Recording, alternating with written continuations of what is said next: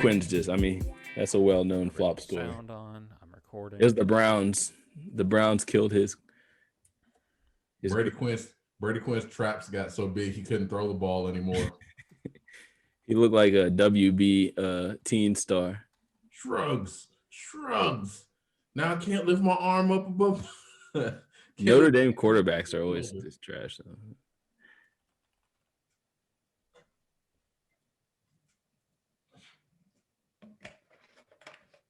I need to shoot my shot and Joy Taylor, see if we can get her on. I've already tried. Oh. Way ahead of you, buddy. I was like, it would be an excellent guest. Ignored. So I was thinking about it. Since we kind of struggle on outros. Like, I know what I'm saying. Well, at least I struggle on outros. I should say that. Like, I know what I say on the intros. Oh, there's the ball effect. That we end episodes with, if you're into fish and grits and all that sports shit, then everybody let me hear you say, oh, yeah, you're. And that's how we end our episodes. Works for me. Marco doesn't Sounds like a All gimmick. Right. Well, I know. It's Outcast. All right. Y'all ready? Yep. Oh, he's gone. Wait. They do it. Let me say, oh, yeah, you're.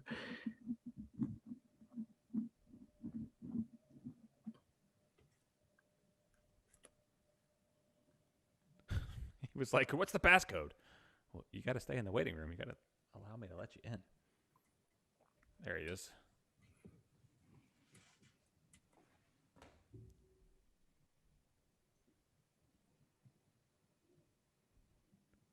You're sideways, Reggie.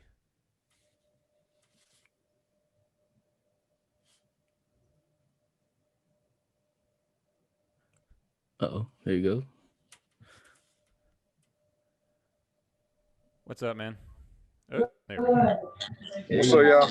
What up, man? What's going on? Got no video. Oh, we're bullshitting tonight, Reggie? Is that what we're doing?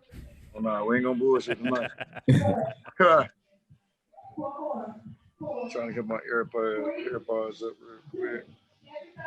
Are you still at Effect right now? Yep. Oof. In the office, I just wrapped up a group. Kind of stayed around so I can make sure I can stay here and do this, do the podcast. I ain't want to do it at home. Nice, we appreciate that.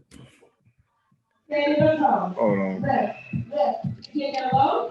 Oh man, we're gonna get a full effect class in the background. Yeah, she got a spin going on right now. Getting on my damn nerves. But they getting it. This time of night is when I tap out all the way. There we go. All right, we good. Cool. Yeah, man, I'm so used to then just copying and pasting, man, and it wouldn't let me copy and paste from the email. It's all good. Yeah, you're good. You here now? And I'll just click on the link. It should have brought you in, but whatever. Yeah, got you in. Yeah.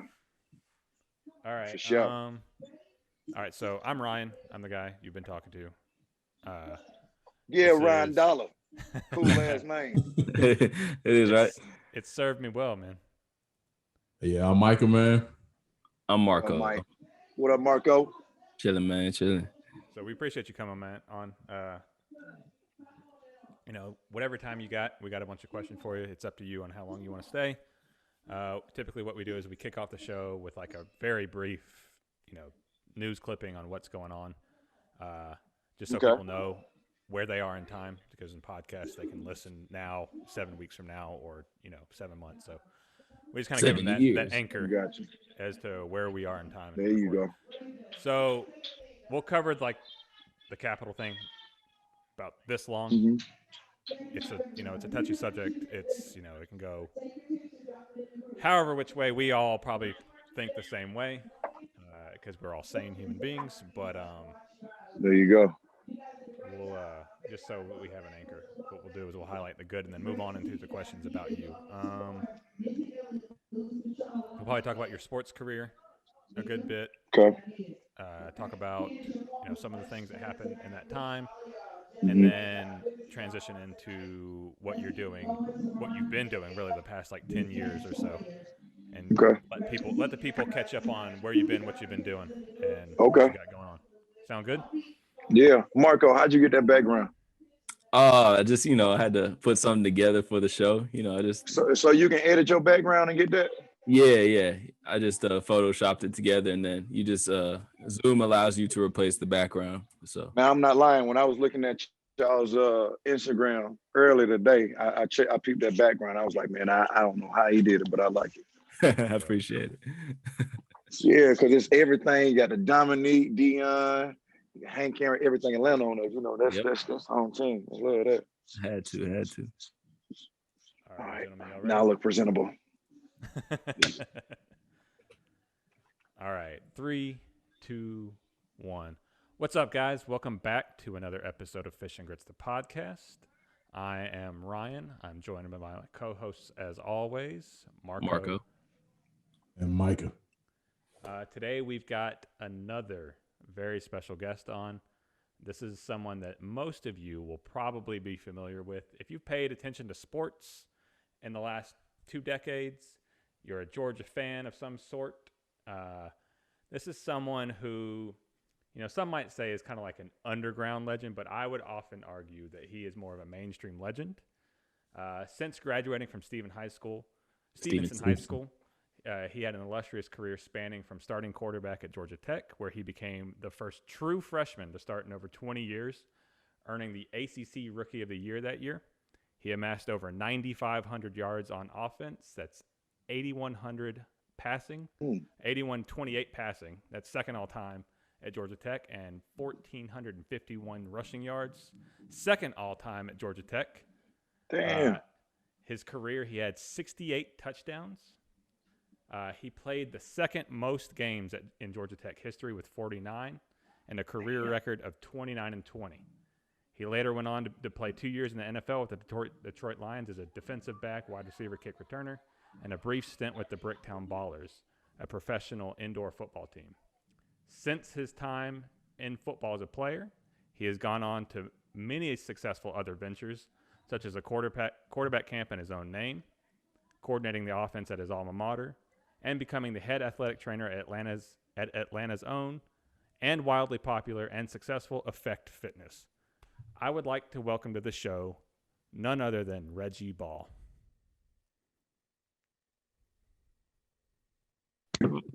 Other than the Georgia shit, we were good. You left the Tech off Georgia, but other than that, I was flawless. I thought that too when he said that. Did I say Georgia, not Georgia Tech? You schooled me on a few stats too, man. I didn't.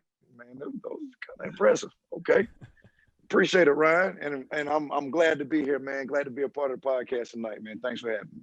Thank you. It's an honor to have you here for sure. So like I mentioned before, what we kind of do here to give people an anchor in time is for posterity, we let people know where we are. So Today is January 11th, 2021. We just had an event this past week that is filled with negativity, just absolute a tragedy. It's something that will live on in infamy forever. And I don't want to shine too much light on the negative side of it, because that's all it is. That's all you can say it is. We had our Capitol stormed by, really there's no other way to put it, as insurrectionists and those people that view a man more important than the country itself. So what I want to mention is Eugene Goodman.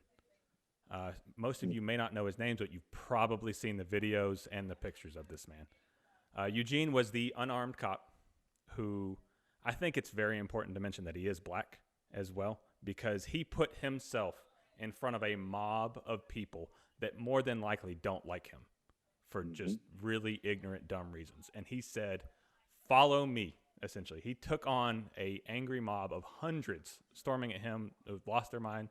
They were in full mob mentality, so anything goes.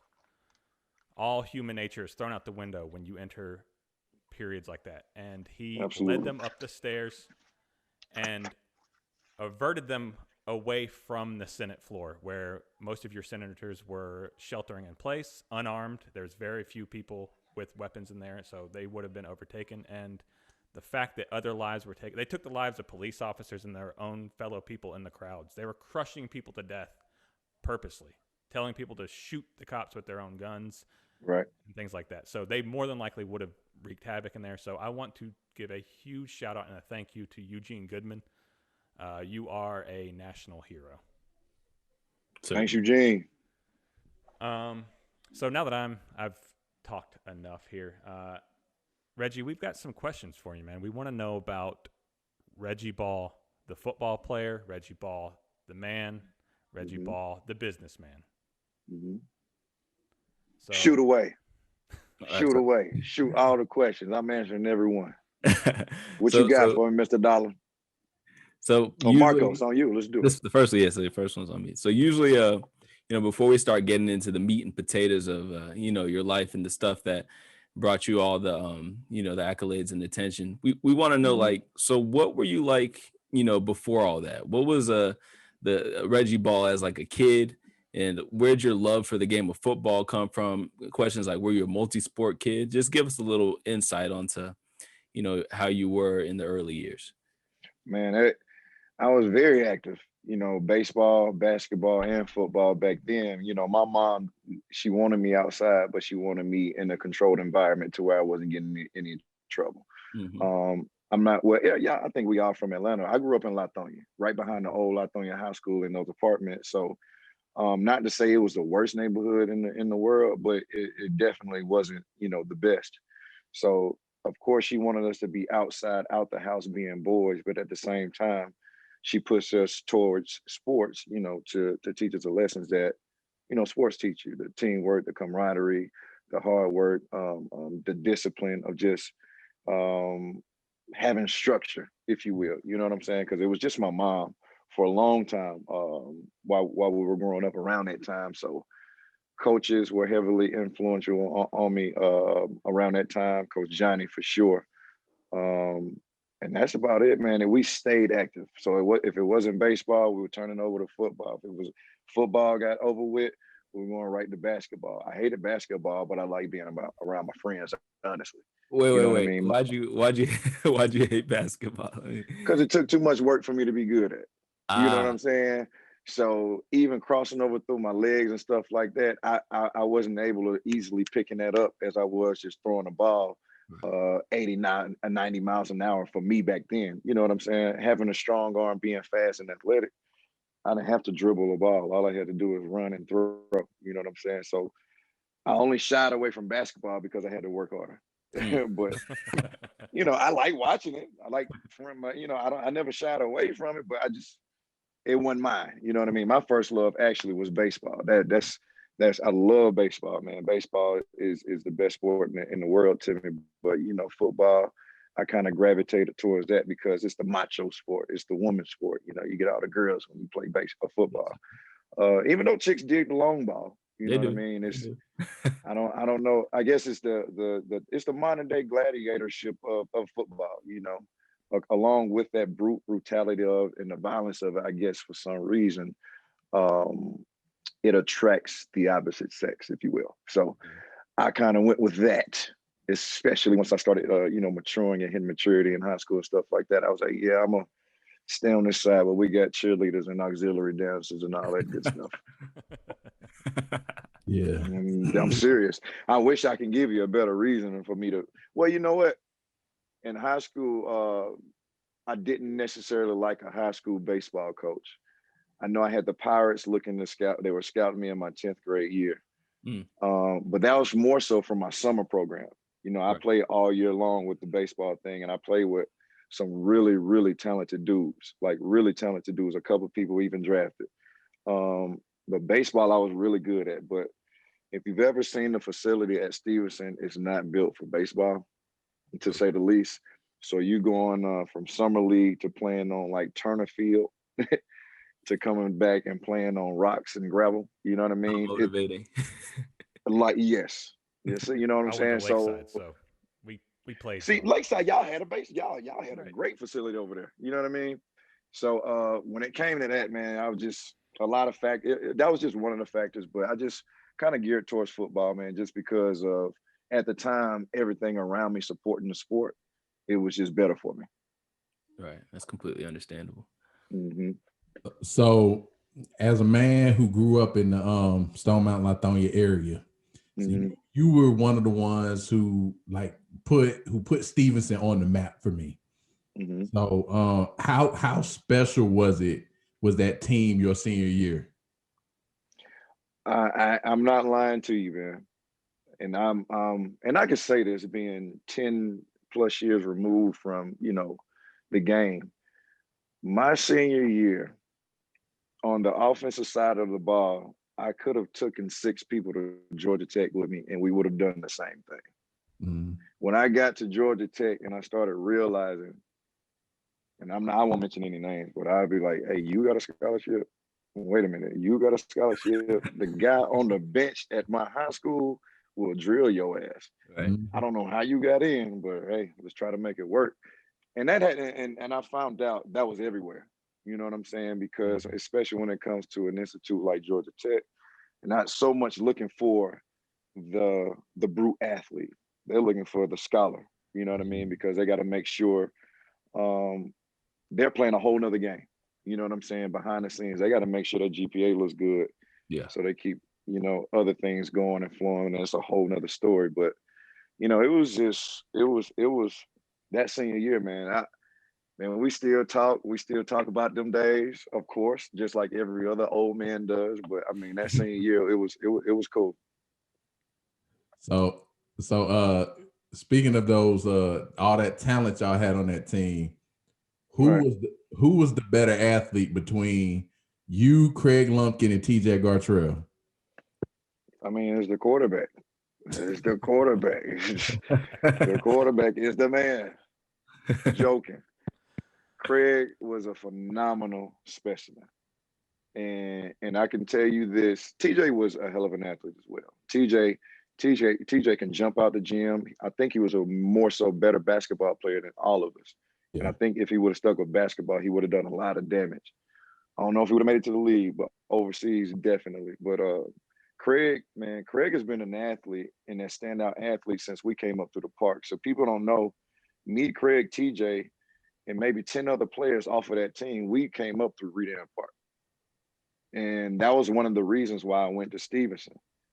And to revert back to the baseball story, Harrison was recruiting me like crazy. Mm-hmm. That's when the Patterson brothers were out there, Harrison, and they had the phenomenal. Y'all seen Harrison High School. Y'all know what they're Harrison about. Hoyas. Everything was like everything laid out. Everything laid out. And the only thing that kept me at Stephenson was my relationship with Craig, TJ, and the rest of the guys. And some other things, man. I kind of wanted to carve the way, build the stone, make a name for Stephenson as opposed to go somewhere else and, kind of piggyback on somebody else's coattail. But Craig, to answer your question, Craig was the man. Craig was playing like, if Craig was 10, he was playing with 13, 14-year-olds at Reed because he was so big. You know what I'm saying? So Craig was always that guy that you knew he was going to do something. And Craig lived up to every expectation everybody had for him. So I think we need to compliment him on that as well, because a lot of people burn out. He didn't. Yeah. Mm-hmm. What were some of the accolades that team accomplished? Just I'm a little younger than some of y'all. What would y'all like win? Man, let me tell you. What was that? Now I can tell you stats on that. On Georgia Tech, I don't know so much because there's so many high class problems, I guess. But Stephenson, we were the first team to be nationally ranked. ESPN or something like that. I know we had at least 10 players signed D1. Mm-hmm. What else? Craig was a Gatorade Player of the Year. That's the first time we ever had that happen. We were represented at Georgia, Georgia Tech, Tulane, Wisconsin. It was a lot of teams. There was a lot of teams off. A lot of players got signed off of that team. But it was, I can't remember them all. I thought I remembered them all, but shit, it was a lot of them, dog. That's a good number. we were really like we took the throne from Southwest, if you will, in DeKalb County. Yeah. You know what I'm saying? First, it was Southwest. You know, respect to them because they set the bar for me. I was at the state championship game when they beat Parkview, and Quincy Carter was at quarterback. I was sitting on the stairs. You know what I mean? So we kind of took the throne from Southwest and carried the torch for a little bit. But now we made a lot of noise. I know we set records for crowds in Memorial Stadium for sure. I think the Tri-Cities game, we actually played at 5:30 on a Saturday. And I know at the time it was a record for attendance at Memorial Stadium, which is now Hartford or something like that. Mm-hmm. Yeah. I So believe so. now we were the football team along with the band at that time, and we had an amazing band at the time that went to the Rose Bowl, I think like 4 or 5 years in a row. Like we were really like paving the way for ourselves, you know what I mean, back then. And crazy enough, a lot of us are still all in touch. I actually have one of our female trainers here at Effect. She was in the band at Stephenson. You know what I'm saying? So a lot of us are still tight-knit, you know what I mean? Still keep in touch and still kind of feeding off each other, if you will. You know what I mean? I wasn't the football athlete in high school, but I was the fan going to those games in high school. And going to you guys' stadium and like, because Lakeside's football program was we were a baseball and basketball team. Absolutely, right. And so when we went to play you guys, I would go to those games like, oh, this is what a real football game, a high school football game feels like. I was like, this is awesome. Because I mean, y'all's environment and y'all's teams, I was absolutely. Like, good God. I mean, y'all would destroy us. It was like 76 to like 10 one game, I think. One year we beat y'all like that real bad. I'm not even gonna lie. And it was another year, I think it was y'all's homecoming. And it was at Adams. But y'all had a section. Where y'all players, it wasn't the players, it was like a student section where everybody had their shirts off. And see the little things like that. And it was cold. Little things like that we weren't necessarily privy to because we were spoiled on just all the parents. And we had 150 people in our band. So it'd be little stuff like that'll catch our attention and to kind of throw us off like, man, look at these crazy ass boys out here with no shirts on. It's 40 degrees. Just like you would see on College Game Day. You wouldn't necessarily expect that out of most high schools, but lo and behold, the more we start to travel, the more we start to see it. It was really cool. So yeah, it was. So let me ask you. So what schools all offered you? Did you get offers from? I got offers: Michigan, Georgia, Louisville, Auburn. Who else? A lot of other small schools wanted to offer me, but I made it known very early I want to play quarterback, which hurt me. Mm-hmm. Nick Saban was in love with me when he was at this was him and Jimbo Fisher. I think their second and third year at LSU. Saban loved me, but I never forget, and this is why I still like Saban. Nick Saban is probably the best coach ever. He's my favorite coach ever.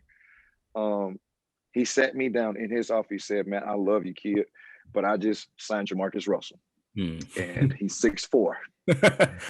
And I went to camp with Jamarcus Russell. So I'm like, oh, I get it. He's like, hey, I'll give you a shot, but I want you as an athlete. He said, I know how you feel. He said, I'll give you a shot, but I want you as an athlete. And I was like, man, thank you, but I want to play quarterback. My dumb ass not knowing what I know now. You know what I'm saying? But again, that goes back to, again, we were paving the way. I didn't have anybody before me go sit down in front of a head coach like Nick Saban and say, hey, if he wants you, you better go see him. Mm-hmm. You know what I'm saying?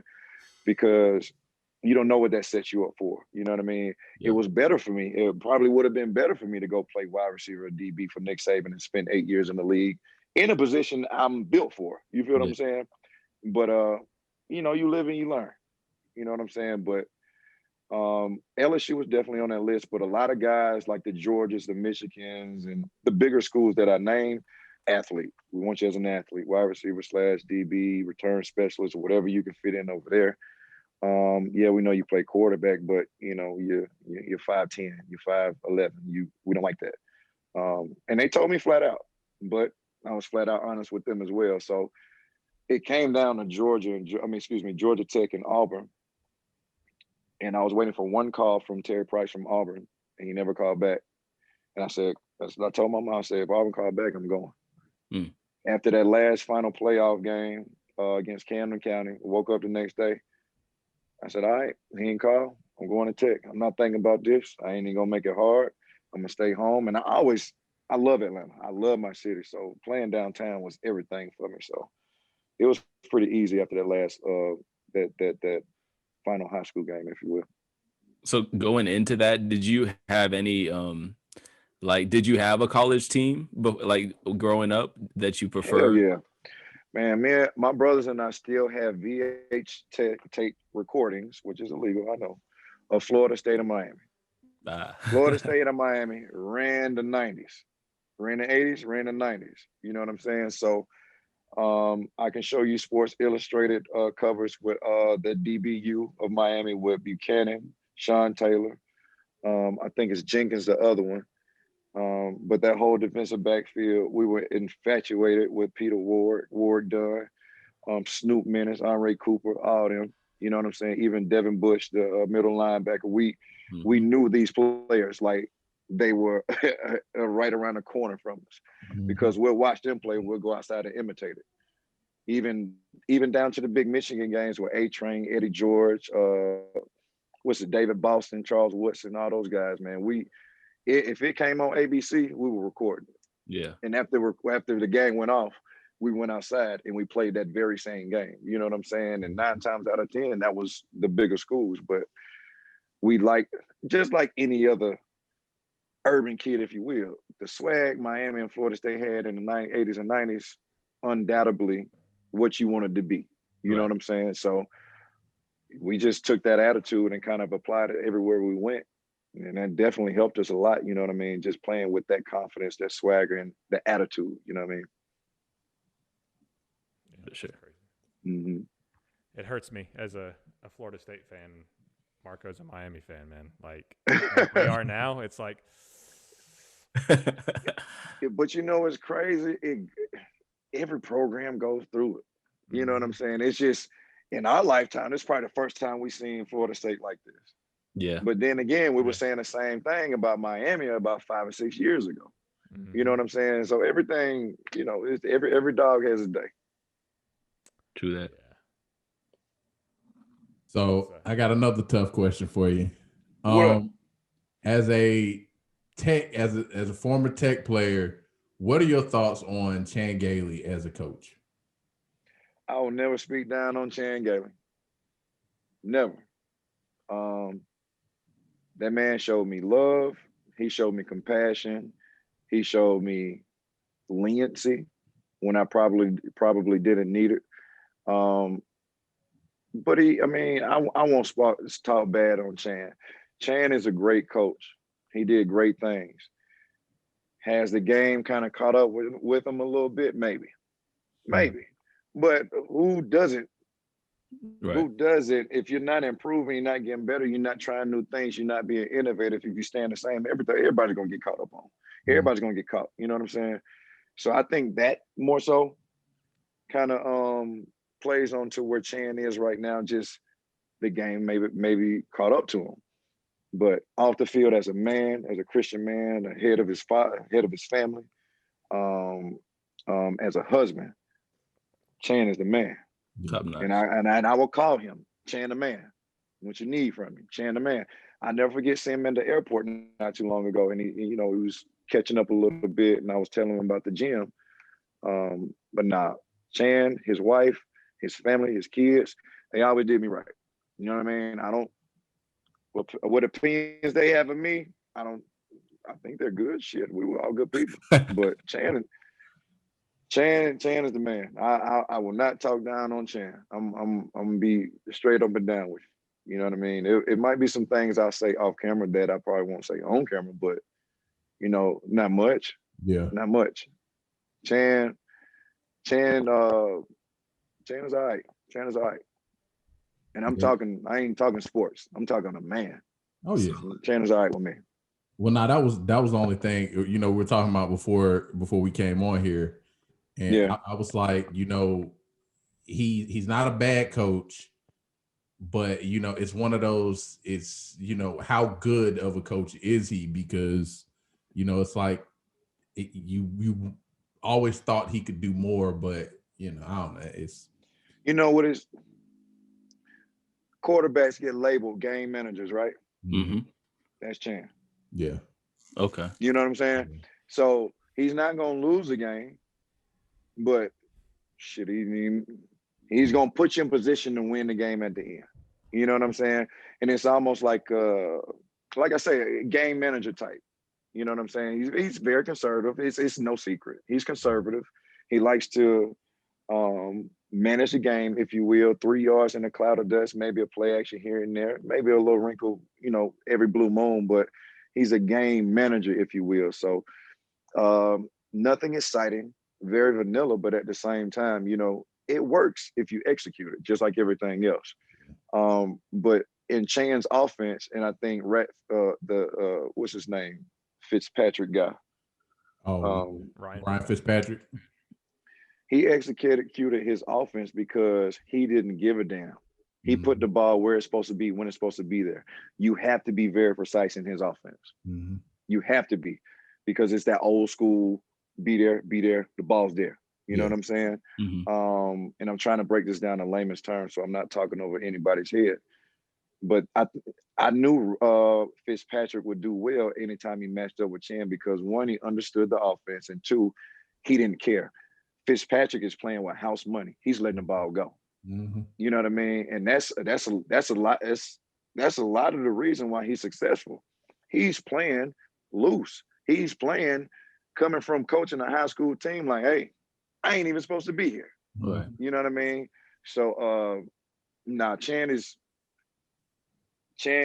is a very precise, concise, vanilla offense. But if you are disciplined to putting the ball where it's supposed to be, you'll be successful.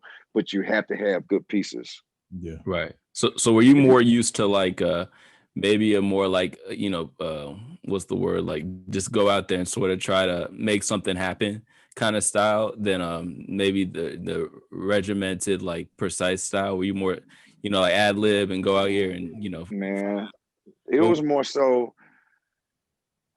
my high school offense. We ranged from ace personnel, 2 tight ends, and one running back, 2 tight ends, 2 wideouts, to 5 wide. I never ran a wing T. I never ran triple option. I didn't do any of that. You know what I'm saying? Shotgun from I formation. We were wide open in high school. And we I went to a real pro style NFL offense at Georgia Tech. And I think a lot of people don't understand that. They look at me and they think Georgia Tech, they're like, oh yeah, you ran a triple option. No, I did not. I would have never went to a school that ran triple option, played quarterback. Never. So it kind of condensed what I was doing in high school, but I'm gonna tell you straight up right now, in high school, I was doing a lot of play calling too. You know what I'm saying? Because we were so talented. We had guys, if I liked a one-on-one matchup, hey, Izzy, what can you do? You got my curl? All right, run that curl. Make it, TJ clear it out. Izzy, make a play. You know what I'm saying? Simple things like that. But that comes a lot with the continuity and the talent that we had back then. You know what I'm saying? When you come up playing with strangers, or not strangers, but guys you don't know, you know what I mean? You get to know, you rely more so on that system of being where you're supposed to be.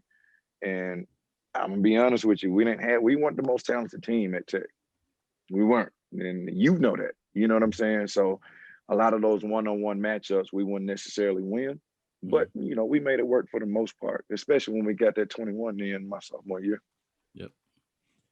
I will say this. I told them before, I said I went to the camp at Georgia Tech trying to get an offer from them, but I was similar to you. I was 6'1", 275 my senior year, so I was an undersized lineman.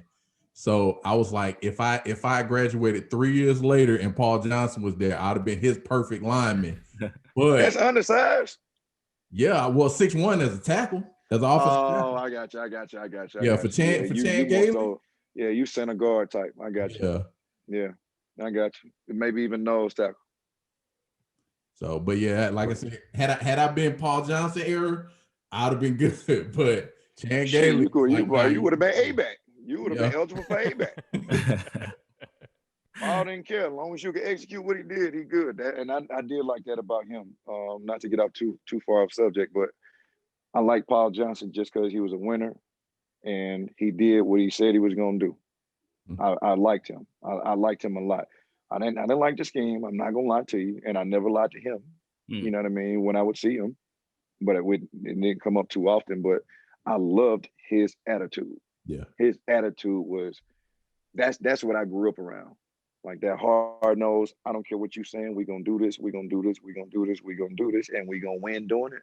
Yeah. I was in awe of it. I loved. That's why I actually stuck around the program a lot more so than most people did because of that. Because we were missing that for a very long time. Yeah. Yeah, I would love his interviews after games. He'd just be so straightforward and and just so bad. I love that old school shit, man.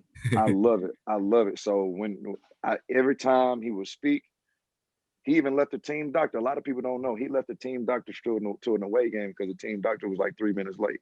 Love it. He went up another notch in my book. I was like, hell yeah. But not hell yeah, because I actually like Dr. X, but you know, just that discipline. Be where you're supposed to be when you're supposed to be there, and the confidence to do that. You think about a coach who's running a triple option in 2000 in the 20th century. You know what I'm saying? Right. And being that confident to say, hey, I'm gonna run my program like this is Nick Saban's program. You know what I mean? And I that's what I love that attitude about good old PJ. Right, and they were fairly successful doing it, which was surprising. Shit, they won the Orange Bowl. Yeah, exactly. With his shit, 8 games a year for the most part. Exactly. He's got the wins. You can't argue. You can't argue the wins. So he's got the wins. I don't care whether you like the system or how you looked or not. We won. For sure. We didn't fall. We had a couple years that we fell out, but most of his tenure, we won. So you got to give him props for that.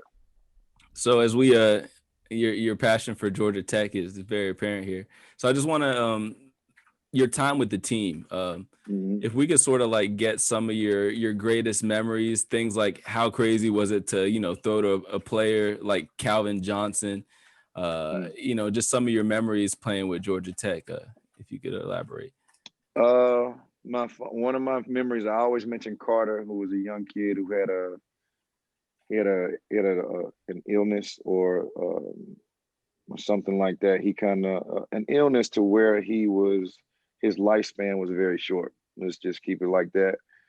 And I never forget, after a workout in the summertime, Coach Gaylor was like, hey, got a family out here wants to meet you. The kid he loves Reggie Ball, blase, blase. I'm like, shit, oh my God, here we go. Being very arrogant about it, you know what I mean? But when I actually got out there, played with him, man, I got to know and I got to understand the impact that I might have on somebody. You know what I'm saying? So Carter opening my eyes to just letting me know like a lot of people are watching me. You know what I mean? That struck a chord with me. The Clemson win kind of plays on with Carter, and I won't go into too much detail, but Carter stayed up and fought his dad to stay up and listen to the game on the radio. Not watch it. Again, he's terminally ill. You know what I mean? He's fighting his dad to stay up. We're down by 13 at this point. He said they're gonna win.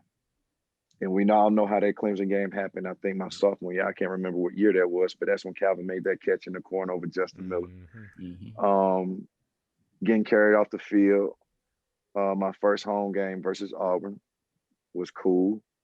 Very cool. That whole day was phenomenal. Again, Auburn was the team I was supposed to go to, but they didn't call me back. Right. Winning in VTech I love that. Winning in Blacksburg, man, that's one of the craziest environments in college football. I don't care what you see in the 50, 55,000. Do not look at that number. That's one of the craziest places when they are good to play. Getting compliments from Bobby Bowden was cool. I like Bobby. And my brother actually went down there and played for a year and a half or so before they had that big old scandal and they had to clean house a little bit. Man, I got some really good memories, man. Playing in Doak Are you Campbell was and you and amazing Calvin too. close at all? Oh yeah. Yeah. I can call Calvin right now. You know Did what I y'all? mean? It pick up for me. You know what I mean? It just Cat, we grown. We got families and shit now, man. So I just and wanted, last yeah. go ahead, Marco. I was just wondering if you ever got a chance to sort of talk to him about his, him leaving early from the league, and if he ever elaborated on that. How much do I like you guys? I'll let you in on this. So my wife's from Detroit, right? And I played in Detroit. So when my son was born, me and Dooley were actually doing the boot camp thing out of a condo off in Midtown. We were doing it in the garage. My son was born, and I was also coaching at Stephenson at the time. Fast forward, the lease is up. All right, Bob, we about to move. We're gonna move it to a gym, blase, blase. Dude, I got Dooley. I gotta go. My son is in Michigan. I gotta go see my son. Like I gotta go handle this. However it's gonna play out, it's gonna play out. I wasn't 100% sure I was coming back to Georgia, but I left to go to Michigan. And at the time, Calvin's still up there. Um, Fast forward to a bachelorette. One of my family members had a bachelorette party, and me and my wife were downtown. Lo and behold, Calvin's walking across the street. So I yell at him, "Hey, what the hell are you doing out here?" He turns around, goes crazy. We're in the middle of the street talking. At this time, I don't think we've seen each other for a couple of years. And Calvin flat out told me, "Man, I am hurting." He flat out told me I am hurting. This is a year and a half before he retired. Mm. A year and a half. So just imagine being triple teamed, quadruple teamed, and sometimes half of the defense focusing in on you for 9 years straight and still producing. Yeah. You still got, and now you can take into effect now. Y'all all know football, sports. You know about bounty games with teams. You know about dirty shots that teams are going to take to try to take you out the game. Cheap shots and stuff like that. On top of the wear and tear of being 6'5" and running all them damn routes. I understood what he was saying because I used to see. I didn't know how. I'm fortunate. Knees get bad and knees swell up, and I never forget. Ernie Sims and I were very close as well. So I'm at Ernie's house one day, and for some reason, he went up to his office. He was like, "Bob," he was showing me something, and he was sitting down with shorts on. I said, "Man, what the hell is wrong with your knees?" Bulging. He was like, "Man, it'll go down." But yeah, this is my stuff looks like after a while, you know what I mean? All that. And I'm like, whoa. So not only I found out how sheltered I was being on the center every snap, I got to see the other side of just the wear and tear on how some of these phenomenal athletes, man, they're athletes, but man, that body takes a pounding. Yes. So I'm not going to say I knew, and I'm not going to say he told me, but a year and a half before he even retired, I was like, yeah, it's only a matter of time. Right. Mm-hmm. That just makes me think of Julio and what he must be going through. That's exactly who I thought of. Just think about it. And again, we know sports enough to know that the bigger you are, the more of a strain you put on yourself. You know what I'm saying? So think about Julio, again, being the only guy for the most part and still producing and still getting that attention, man. Not only is that draining mentally, but physically, man, it's something I don't think a lot of people even are able to imagine because you're not even going to sign up to put yourself through that shit. Mm-hmm. So you had mentioned something about how you were What's sheltered behind center, and I want to, because we had a collegiate athlete on not too long ago, Jaden Lars Woodby. He was a starting free safety at Florida State. He just transferred to Boston College. Okay. We asked him about what it's like to be, at the receiving end of fan scrutiny, at the receiving end of being, a high-end athlete and, having national spotlight on you. And we got that from his point of view because he was a 5-star athlete, but he was a free safety. You know, they don't get the same attention that a Hell quarterback no. does.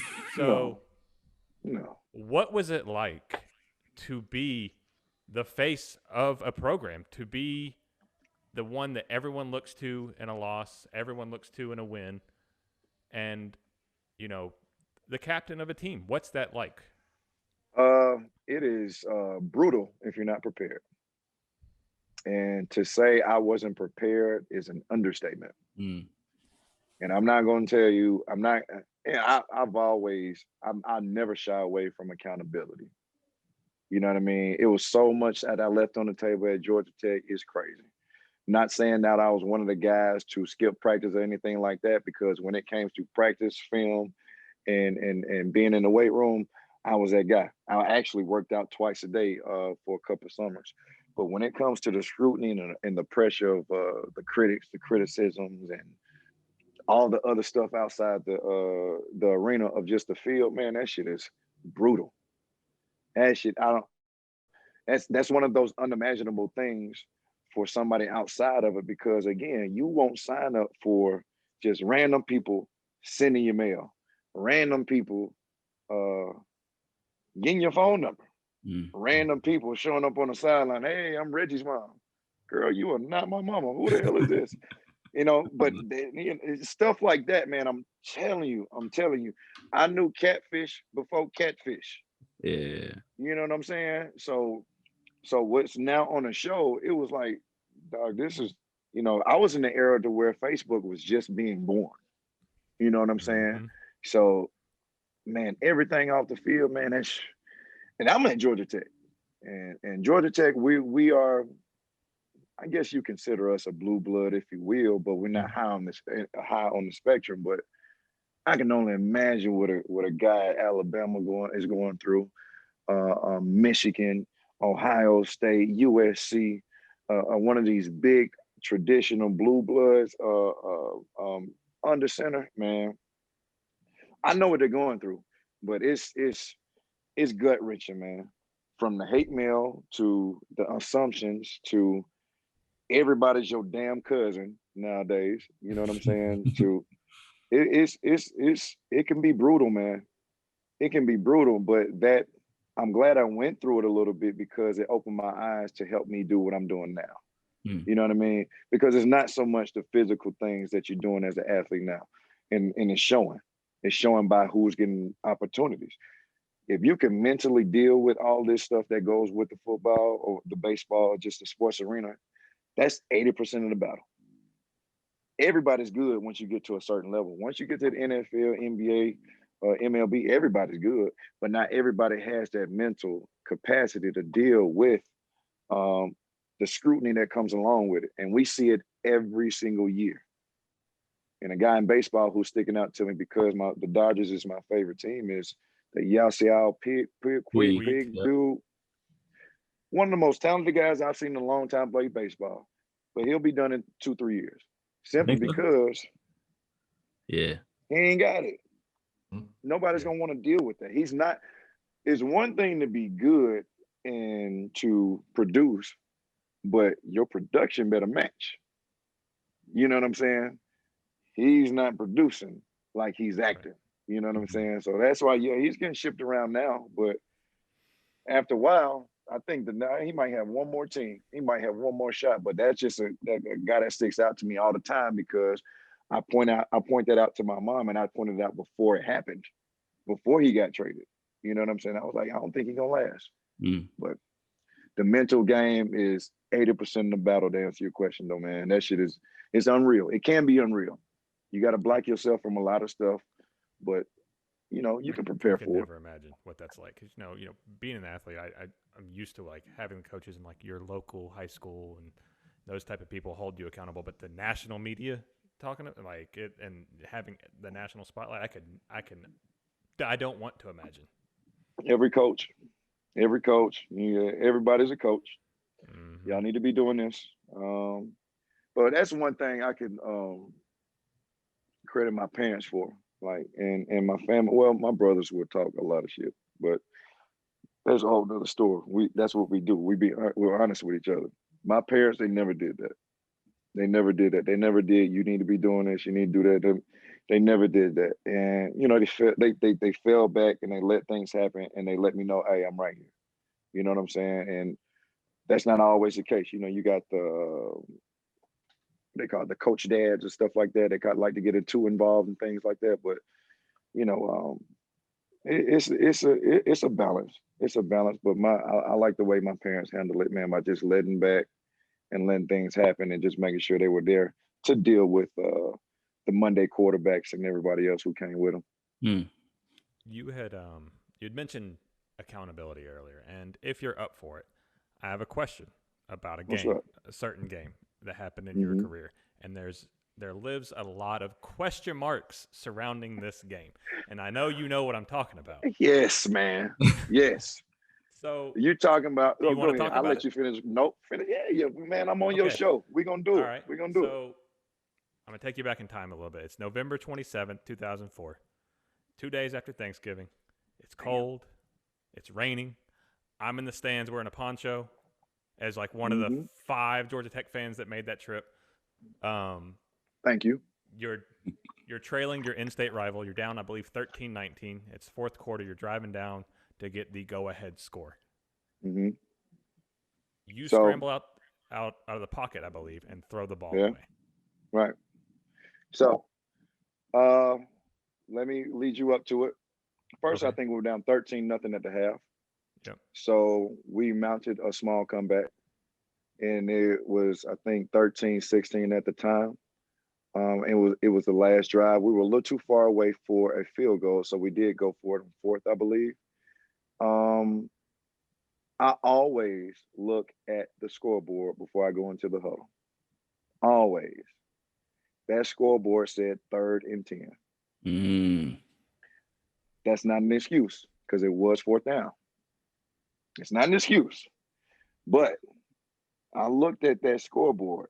And if you are familiar with film inside of a meeting room, you get a scoreboard shot that shows you down, distance, time, and all that good stuff, and then it goes to the play. In the meeting room, on the scoreboard, it showed 3rd and 10.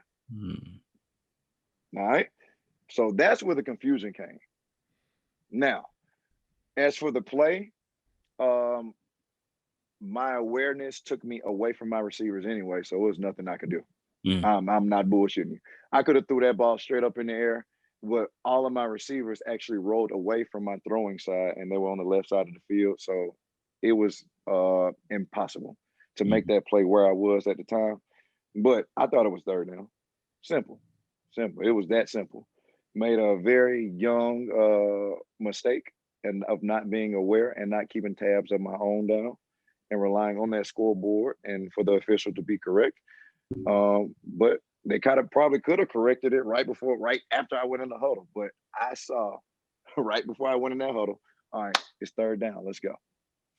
All right. But that's what happened. You think there was some malfeasance on the Georgia score? You think they had some home cooking? They're notoriously known for cheating in Georgia. Period.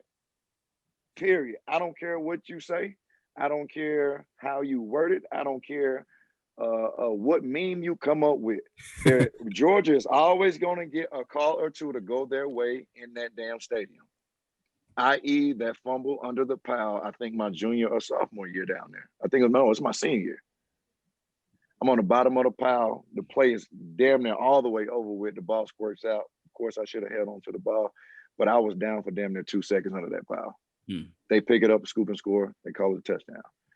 It happens. But, of course, we don't have review at the time. But, I don't. Fuck Georgia. Excuse my language, but I don't want to talk about them no more. I know you say Nick Saban's your favorite coach. Like, how happy were you jumping up and down when they blew Second that and 26? Second and 26. I just put it on my story the other day to come to congratulate the Heisman winner. You damn right I know about that. 2nd and 26. You mean when they should have won?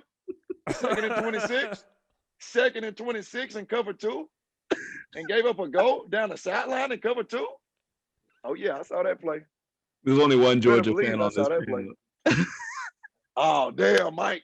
I'm the You're not dog. laughing as hard. I'm the dog fan. Now, Hey, I mean, yeah. well, I Like, hope you enjoy watching your national championship oh, tonight. trust me. God. I didn't talk to anybody for like the next 2 days. like they were And you know all what's messed. crazy? I'm gonna make you even more pissed, Mike. Y'all are a playoff team this year. How the hell y'all let that guy start at quarterback for 6 games? I have no idea. I have no idea. Look. I have no idea. The I know you. I've been ranting all year about Kirby Smart and his quarterback decisions. This Dan is the Quinn thing. Jr. This is what I think is happening in Georgia. The head coach is not pulling the strings. Yeah. For the quarterback position. I'm gonna be flat up and down with you. You can't tell me from day one Justin Fields step on that campus and he's not the starting quarterback. I don't give a damn who's at quarterback. Right. Because Ohio State proved it. Yeah. And I don't give a damn who's at quarterback. If you got the starting quarterback from USC coming all the way to Georgia, you're not sitting him on the sidelines. Yeah. You know what I'm saying? Never. So sometimes, well, I have a theory that, hey, you know, maybe somebody else is pulling the strings, especially when it comes to the QB position, because it doesn't add up. Yeah, y'all missed out on two. This is 2 opportunities of being in the playoffs and having a run. Yeah. You missed 2. And all Justin Fields, and I'm telling you, there is no doubt in my mind. JT Daniels leads that team to the playoffs this year, even with a 1 loss in the SEC championship. Well, like the what's called like the but like Fields freshman year, that LSU game, drive right down the field. They put him in, drive right down the field, get inside the red zone, and put Fromm in, and so we can't score. It's like just keep him in. Well, you know, it's the first time I've heard of that story because I'm not watching your games. So I just think Kirby I just holds this like weird allegiance to. I don't know if it's like you said, maybe it is someone else who's making those decisions. I think it is, pulling the man. strings, but it just seems I think the boosters. Go ahead, I'm listening. I'm sorry. Yeah, you're right. But I think he's like, it probably is the boosters, and I think he doesn't want to rock the boat, you know. So he just like, oh, we're just gonna stay, you know, stay the course, you know. But it's like, nah, man, put Justin Fields in. I don't know. Like that's baffling to me. You get Trevor Lawrence go up to Clemson, and they're like, hey, this is my quarterback as a freshman.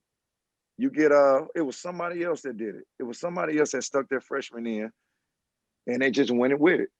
It'll come to me. Jameis? Yes. That's another one. I wasn't even thinking about him. But again, when that guy comes on campus and you see your team officially moving with that guy on campus, it should be clear cut. No offense to the guy that started at quarterback for y'all this year. No offense. He did his thing. He went in, he made some plays and things like that, but he's not an SEC starting quarterback. Yeah. Well, flat out. There's a reason he was a walk-on. He was a walk-on? And I mean, he started the season. He started the season because JT Daniels had the knee surgery and y'all missing y'all window. Y'all missed your window. Oh, trust me. Y'all missed your window. I'm not. That guy, the quarterback position is winning the national championship in college football. Yeah. How y'all you got missed on Trevor Lawrence, Justin Fields, Deshaun Watson, and you get JT Daniels to come over and you sit him on the bench for half of the season. It makes no sense to me. Yeah. I'm happy as hell because I don't have Georgia people running around talking shit. But at the same time, like, as a fan of the game, I'm like, I don't understand. Yeah. I don't understand. So I ain't even gonna try to understand, to be honest with you. I'll just keep y'all. I like y'all over here playing the Outback ball. So you know, you've talked about how much you love Georgia Tech. So let me ask you, so what are your thoughts on the direction of the program now? Do you see Jeff Collins as a coach who can turn around and bring them back into compete for that ACC title? Absolutely. Absolutely. I have all the confidence in the world of Jeff Collins, because of the things I talked about, what I think Chan maybe lacked. Jeff is exceedingly special when it comes to being innovative and attractive and just being like in the loop. Yeah. You know what I mean? It's not so much of a business structure. You know, it's I was in it was a professional program when I was there. It was like you in the pros. You know what I'm saying? And that's how we kind of organize it. Not to say we didn't have fun, but we damn sure weren't having ice cream parties on the middle of the field. You know what I mean? We weren't having laser tag in the locker room. Not to say that we needed that, but that does keep the camaraderie going. That does exactly. That does loosen up people. It does enhance the relationship of the entire program, not just a team, but the program. We're getting the athletes, we're getting the size, we're getting the interior players. We just don't have depth. But the one thing I do hope that we kind of hang our hat on, which is just sticking with them. You know what I'm saying? This is not the most attractable job in the country, but it's a very attractable job. But we're that in between school. You know what I'm saying?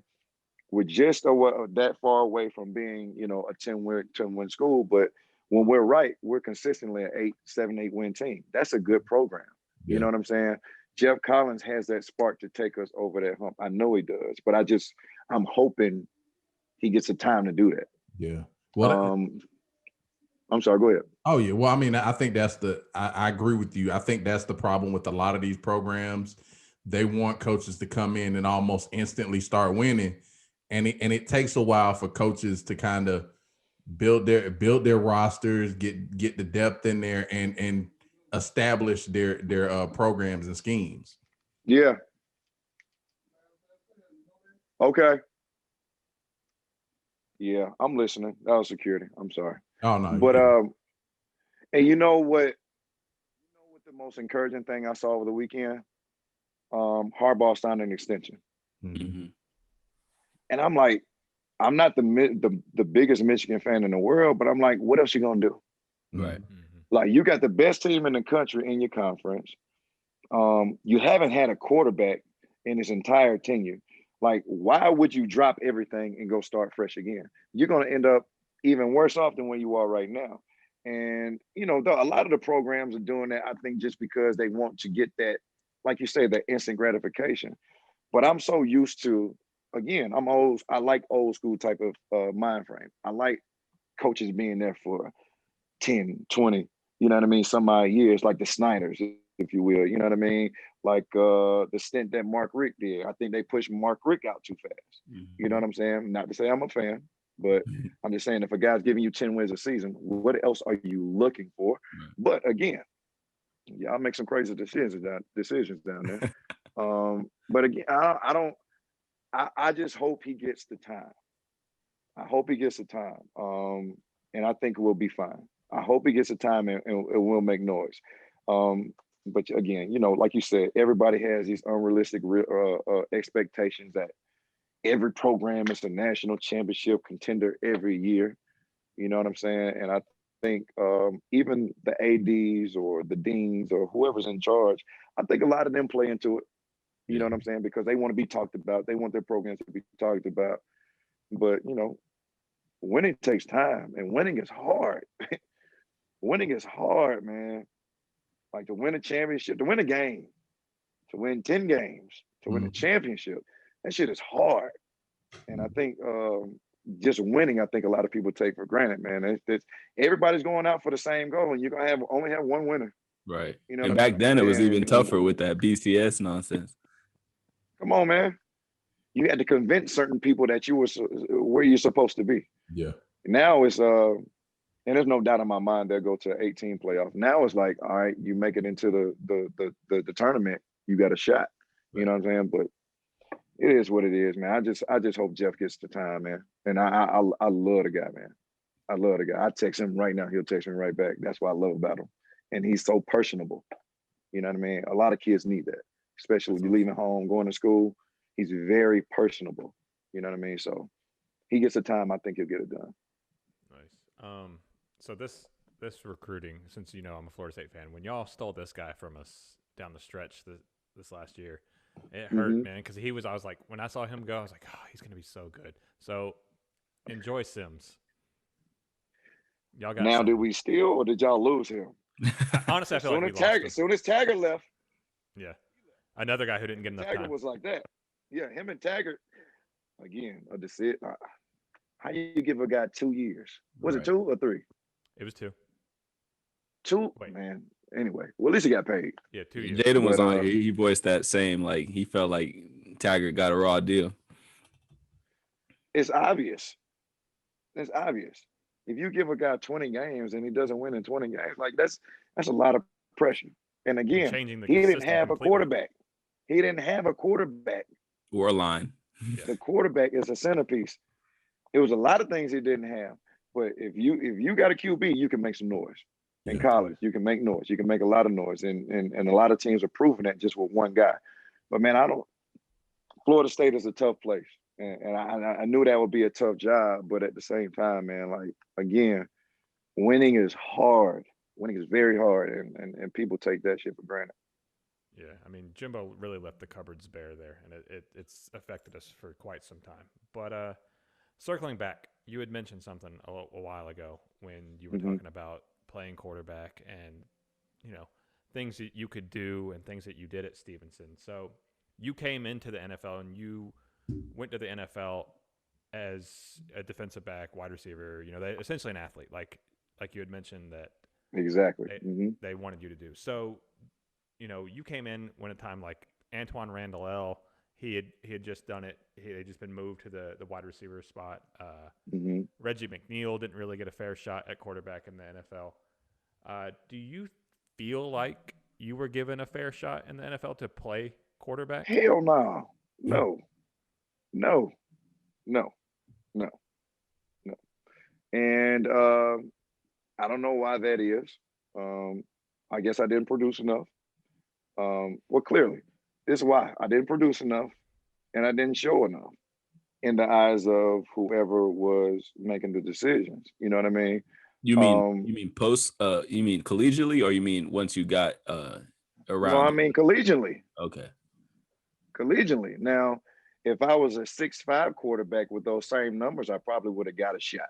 Yes, sir. But being 5'11" and with numbers that don't just jump off the screen like a Lamar Jackson or something like that, one of those dual threat quarterbacks with 1,000 yards rushing, 3,000 yards passing, 50, just running up the scoreboard, again, it didn't match.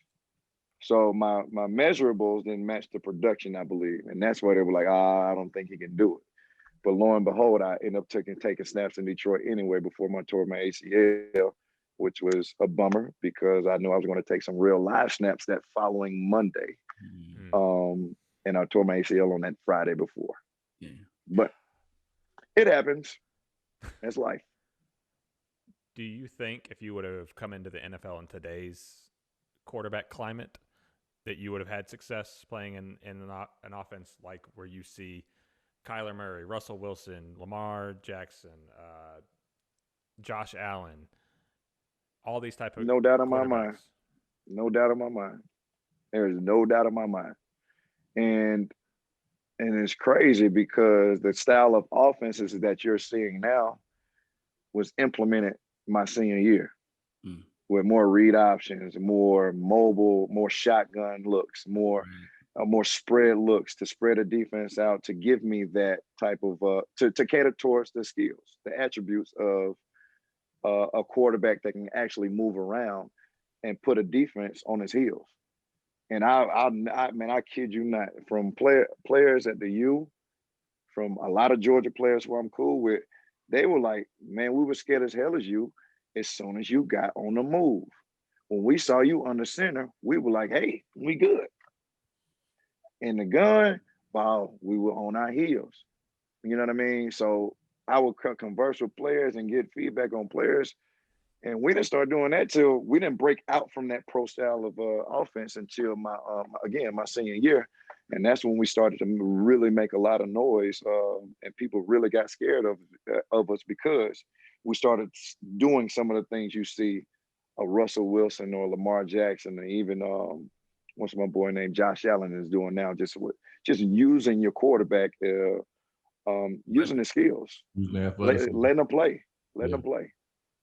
What is it with like, so Russell Wilson, Kyler Murray? You mentioned earlier that you're a bigger baseball, your love is baseball, and I feel like it's similar with those two. How did that sort of impact your game? Playing that quarterback position. I mean, other than in throwing motion, baseball is a lot of patience. Baseball is patience, focus, and it's slow. You know what I mean? So you always got to be aware. The one time you put your head down, you start to daydream, the ball's coming at you in baseball. Okay. You know what I'm saying? So just being attentive to details and locking in and focusing, and of course, having a strong arm kind of helped out at the quarterback position. But baseball just helped me focus in a lot more. You know what I mean? Yeah, that's about it. It just helped me focus in, lock in a little bit. Okay. So going in more into the NFL experience. So can you sort of take us into how draft day was, and like were you expecting to get selected, and how was like the process from when you didn't get picked to like joining the Detroit's practice squad? Can you sort of like walk us through what happened there? Man, I had 3 teams call me. 3. Philly, Indy, and I forget I think Tennessee. Mm-hmm. And 3 teams called me draft day. And I'm already knowing, 6th, 7th round, if that, because I went to the combine and stuck up the place. I was actually down in Mardi Gras having a time of my life instead of working out. And I didn't know that I actually had the combine invite until I think I was 2 weeks behind in preparation. 2 weeks behind. And for some reason, my mail got lost under some shit. Excuse me. My mail got lost in the shuffle in the compliance office, my actual pro day invite. But when I got it, I was like, all right, I'll go. Matter of fact, no, this is how it happened. I found out that I got invited to the combine from a friend from the internet. What? Like on MySpace or something? Yeah, MySpace was around, but I don't know how he found out. But I found out on the internet. He was like, he asked my dad, like, what's Reggie doing for the combine? I'm like, I ain't getting invited to the combine. And he was like, yes, you did. Send me the link. And I see my name. I'm like, why the hell don't I know? And, fast forward to me trying to get ready, but I went up there and stuck up the place. I think I saved face a little bit at Georgia Tech because I showed out at Georgia Tech, both with I did good with the receiving skills and kind of the agility skills, but running the 4.6 at Tech kind of saved face a little bit. I stunk it up at Indy though. I stunk it up. But right. It was cool. He got you at a 4.8. So you're saying you came through with the 4.6 on when you were more prepared? Back to back 4.6. So again, that was kind of like, not the time I wanted, but it saved face. Mm-hmm. It saved face. And I think the pro day at Tech actually got, I know it got the attention of some people who can move some things around up at Detroit, and was like, all right, let me give him a shot. At least sign him on practice squad, do a favor for a favor. I don't know how the hell I got up there, but I got up there and they loved me. They loved me. They stuck me around. I actually signed that day when I thought I was coming up there just to work out. They was like, nah, you're good. Here's your locker and all this good stuff. So that was good, man. But I was elated when I got that call though. I was in Philip Wheeler's apartment. I was in Philip Wheeler's apartment off of DeForest. Wow. And my agent called me. He was like, pack your bags, Detroit, let's go. And I know Detroit sucks, but I'm like, hell yeah, let's start getting paid. But yeah, I was in Phillips Wheeler's apartment when I got that call. Man, now I'm gonna tell you though, when I heard your combine time, 40 time, it surprised the hell out of me. And you know what's crazy? You can look at any game I play and know I don't run no damn 4.8. Exactly. Yeah. I was like, that was crazy. Any game. Yeah. Any game. You know what I mean? And I remember talking to Keo Spikes, is a close family friend. And I was like, hey, make a call to Philly. Just get me in the camp. And literally, He got on the phone. 5 minutes later, he said, "Bob, you ran a 4.8?" And I was like, "Man, I just walked away." He's like, "Man," he said, "you ran a 4.8?" I was like, and just walked away. So I knew what it was, but that was before the combine when I kind of saved face, and I think a lot of people kind of were willing to at least bring me into camp, see what I can do. Yeah. So after your time with Detroit, I guess your time with Detroit ended with the ACL injury. And then you spent, I guess it was in 2011, you spent some time in the IFL with the Bricktown Brawlers. Were there any notable experiences in that, and any lessons you learned from that time, or anything, that you would like to share from that? Hell yeah. If you go on to play arena football, get a job. It's over. No bullshit. And I'm at my mind frame was, all right, get some film together, get to moving around on that ACL, see that you can still move around and go. Nah, it was hardly that. That was a real life experience for me. And I actually, again, I went to Oklahoma City, and I'm paying my rent. And I'm not even about to tell you what they paying us, if they paid us. You know what I'm saying? So I only end up playing 3 games. And I told the coach, "Hey, coach, you're going to pay me this, or I'm going home. Reggie, I can't pay you that. I want to pay you that. I can't pay you that. It was nice meeting you, coach. I'm on the next thing to Atlanta." But for any athlete looking at this podcast, or any football player looking at this podcast, if you are going to arena, hang it up. It's over. It is over. Is the worst part is it like everything, or is it like the pay, the instability, is it like the field? Is it just everything? You can keep going. Everything you said was accurate. So you seem to know some things about this. So everything you said, and then giving the guy, like, let's say, like, I had success, on a collegiate level, and I got a league experience. So you become the target for everybody. O-line, D-line, quarterback, wide receiver. They're not even on the field, but you're still a target for them. Right. They try to make defense. Imagine the defense. Like, again, we're playing arena, and I'm seeing guys with effort I've never seen from a defense. I'm like, dog, we're playing in the living room, bro. You about to kill yourself if you run into this wall. And I'm like, all right, this ain't this. All right, this is this. I'm done.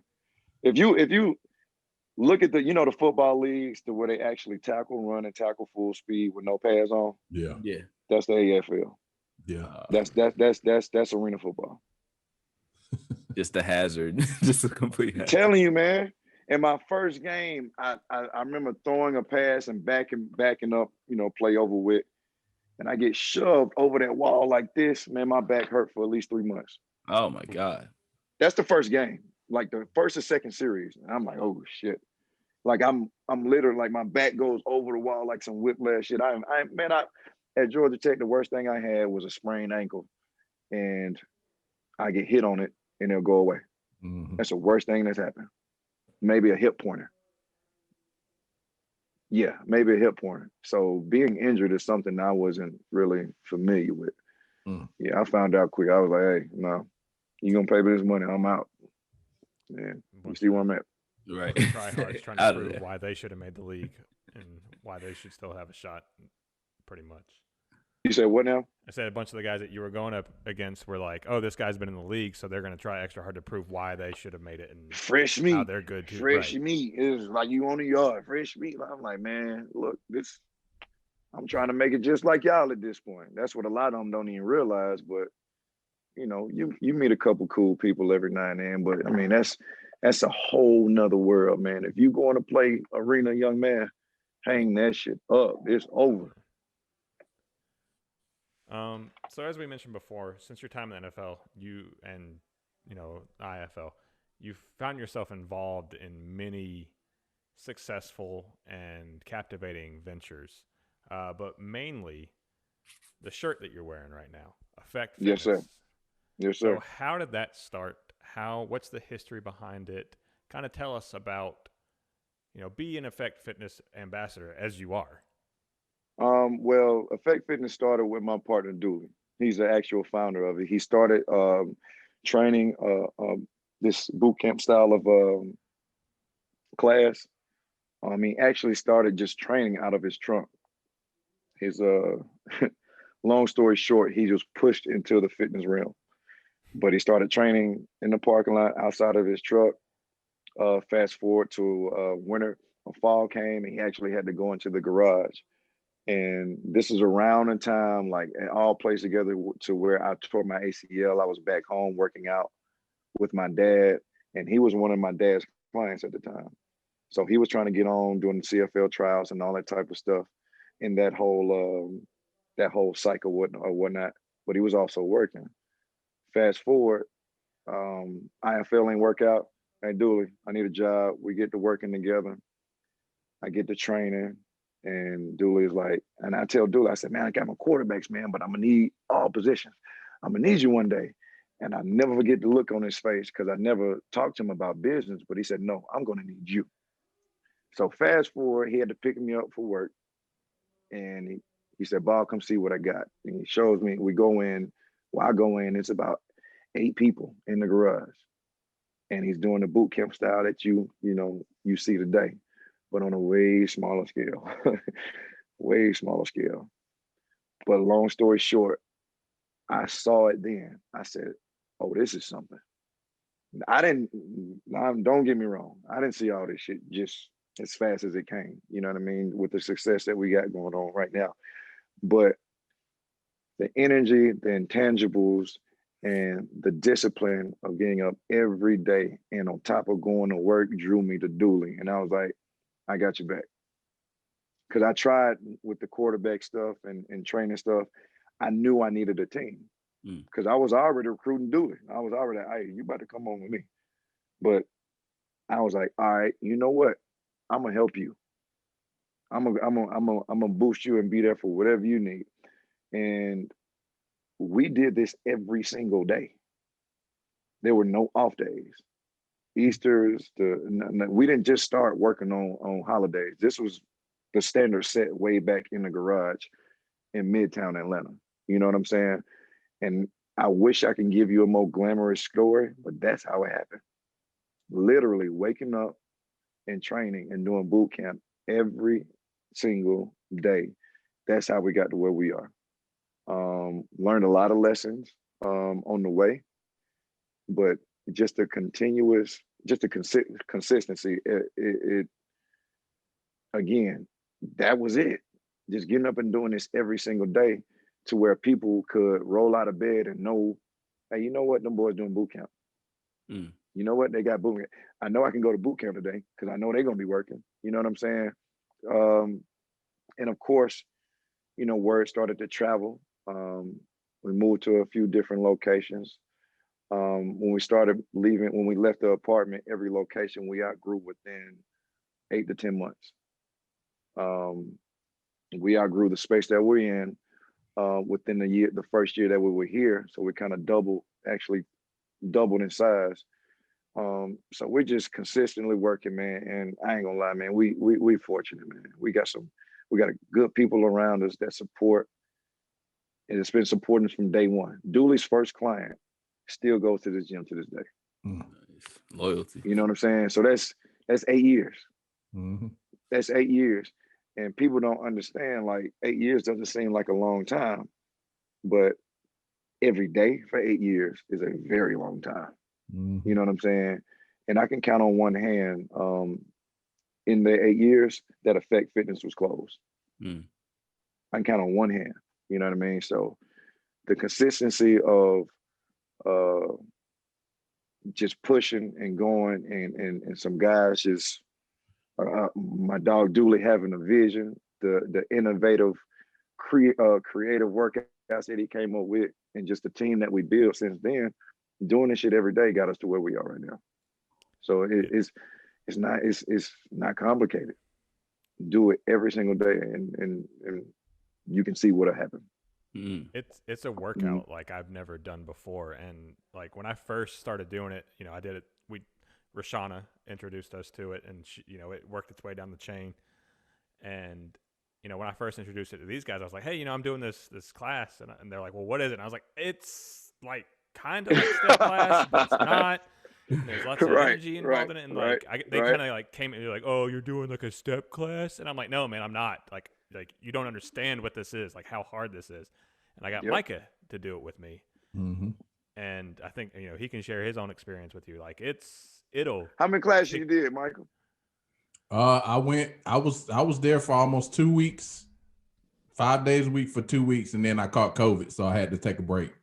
Yeah, we're picking back up soon here once he gets his clearance. Hope you're feeling better, bro. I'm good. I never got terrible symptoms, but yeah, it'll get better. The more weight I lose, I think the less struggle I'll have with it.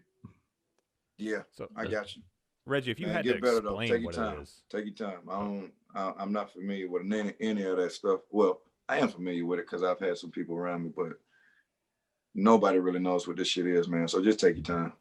Oh yeah, take your time. If you had to tell someone, if someone asked you, like, well, what's Effect Fitness? Like, what's a workout? Now, granted, I just do the boot camp, but like, what is Effect Fitness? Effect Fitness is a community where you come in and you leave that bullshit at the door, leave that bad energy at the door, come in, get some work done, relieve that stress, work towards your fitness goals, and let it all out. You know what I'm saying? We've been criticized over the years of just doing nonstop boot camp, nonstop cardio. But what people don't understand, it's not necessarily all about being a bodybuilder or having the finest damn body in the world. Some people in here to work out because they about to damn die. You know what I mean? I can give you countless examples of people, my partner, or I'll take somebody's inhaler and say, don't use this shit ever again. And 3 weeks later, they're not even looking for their inhaler. You know what I mean? I can give you examples of clients losing 40 pounds and not having to use those bullshit diet pills or those high blood pressure pills that they needed. You know what I'm saying? I can show you stroke survivors who are actually more mobile now because they're in here just letting shit out, moving around. You know what I'm saying? It's not necessarily about being an IG model, if you will. You know what I mean? People in here for the right reasons.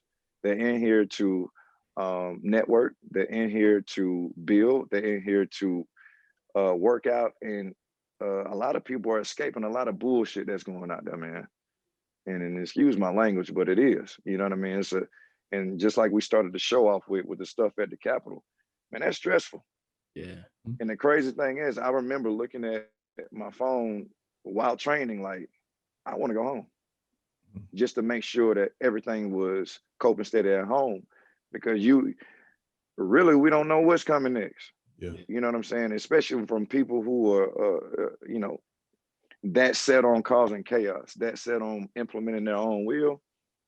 And you can't take anything for granted. I get criticized for always carrying my weapon on me, always.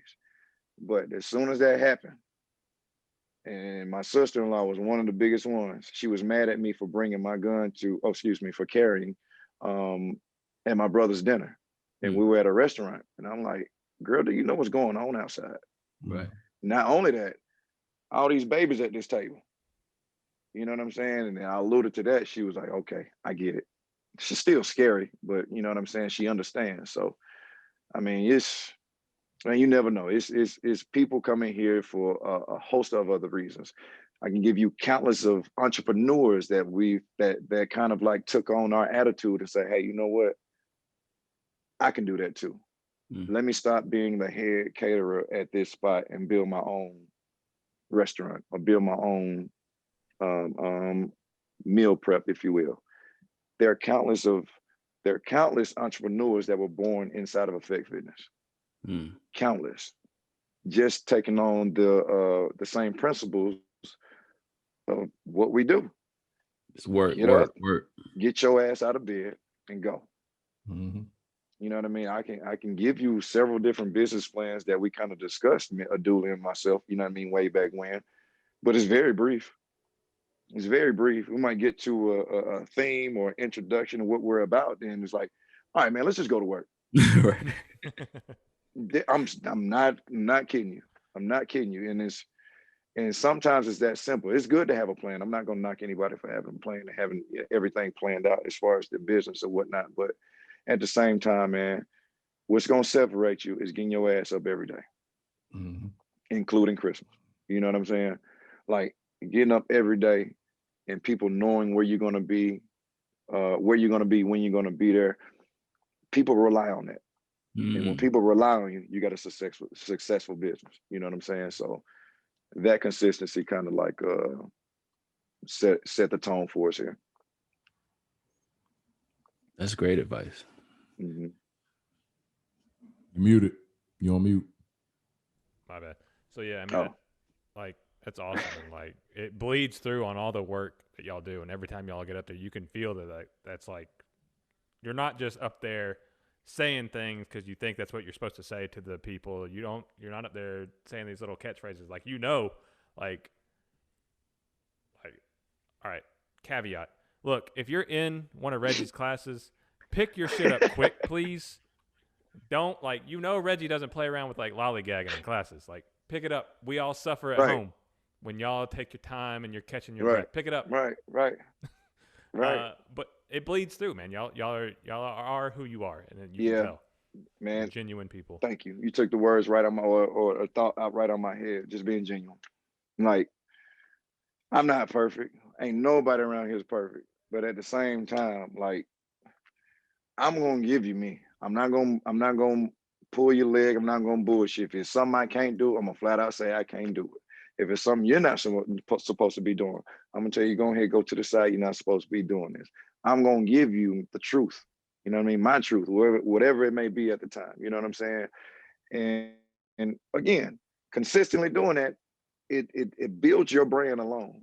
Just consistently being solid, genuine. You know what I mean? That goes a long way, man, because again, outside, man, it's so much bullshit.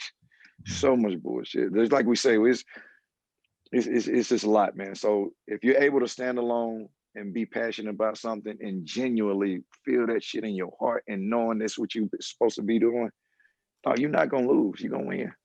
Right. So speaking of some bullshit, I'm looking here in the notes, and it appears that some IG pages have sort of, taken some of y'all's, model and some of y'all workouts, Yeah. and stolen some of your materials. What is your opinion on that? Are you aware of this, first of all? And what's Hell your yeah, man. Let me tell you something. We know. We know.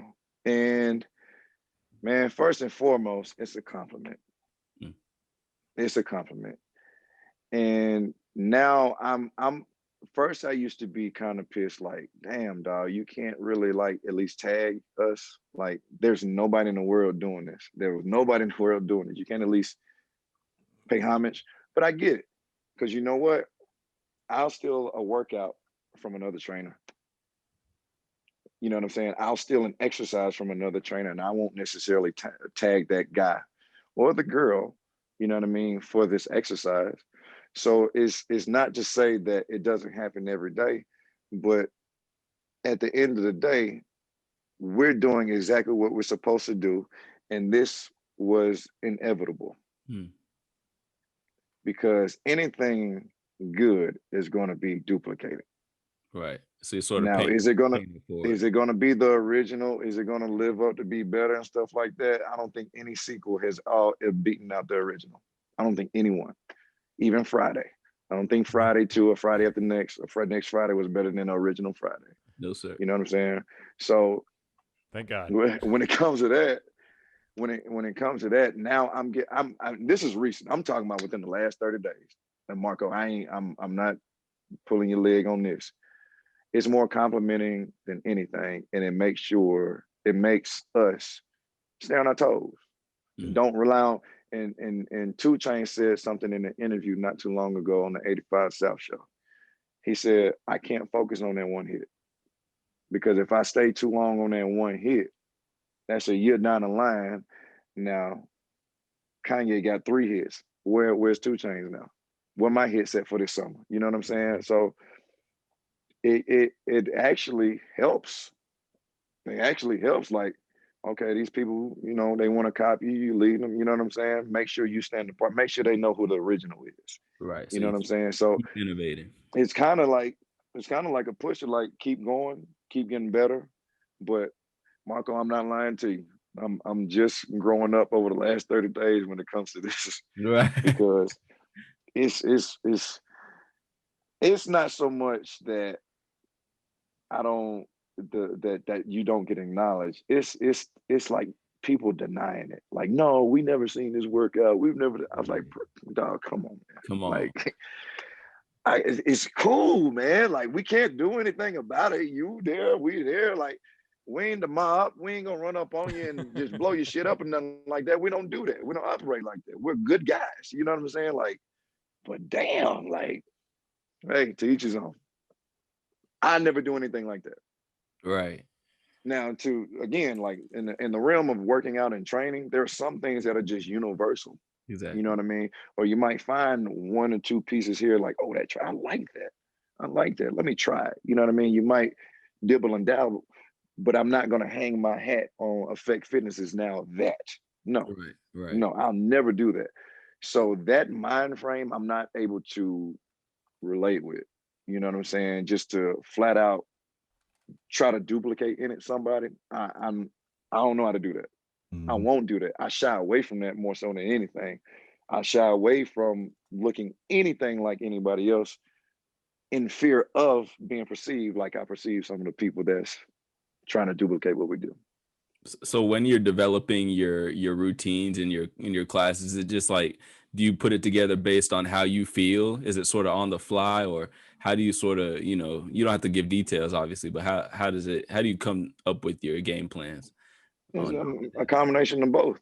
Mhm. We've been doing this for so long. Like, we've been doing this again every day for 8 years is a long time. For sure. And I'm talking every day. And you got to think about my Dooley, the founder, was doing all the classes by herself. When we first got together, I said, that is your class. I train athletes. I train one-on-one, maybe some small group. I said, you do that class. That ain't for me. I was hung on that up until maybe, I think our first move or our second move. And I was like, all right, I need to start doing classes because of the wear and tear. You know what I mean? It'll do on the teacher. Mm-hmm. And man, it's not only does it take a lot of energy out of you, man, but it comes habitual. It becomes like second nature. It becomes, you can freestyle. You know what I'm saying? You can do whatever you want. Like, you become that. You know what I'm saying? But again, one thing you can't do is fake it. Because when you fake it and you come in like that, them people in that room gonna let you know about it. At least in this building. Yeah. I don't know how they do it anywhere else, but in this building, They call they you gonna out. let you know. They're gonna let you know. Of course, they'll give you the respect to at least finish the class, but they're gonna let you know, like, hey, we need a workout. If you Right. This will. class But wasn't hitting like that.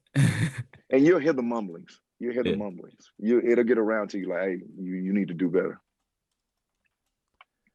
Quick question. You don't got to go too far into it, but how'd the Cam thing happen? Did he hit y'all up? Did y'all hit him up? Cam's family worked out here for at least a year and a half before he came. So cousins, brother, Cecil was in here for a long time.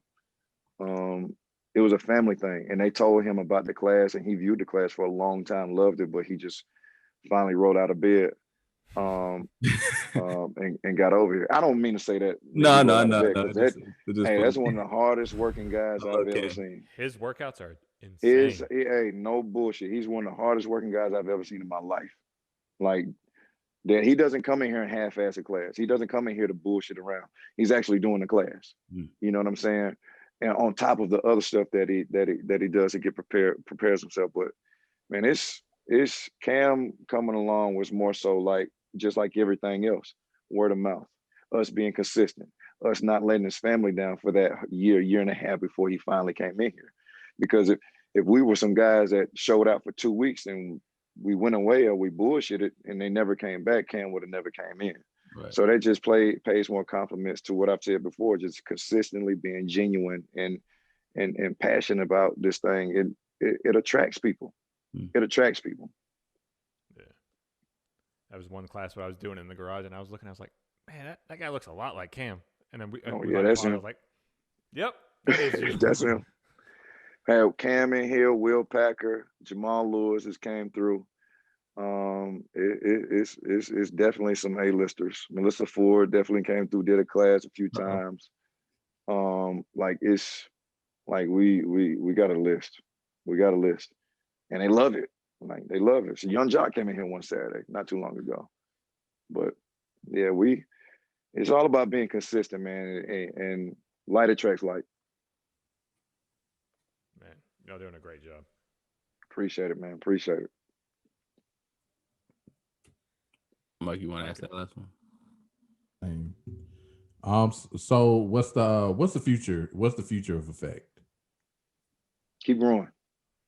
Keep growing. I mean, we have a community, a strong community of people who, again, supports us and who we have to not necessarily feed, but we gotta make sure we keep supplying them with what they want. You know what I mean? The more innovation, the more amenities, and we got to make sure we keep them on their toes and keep them engaged.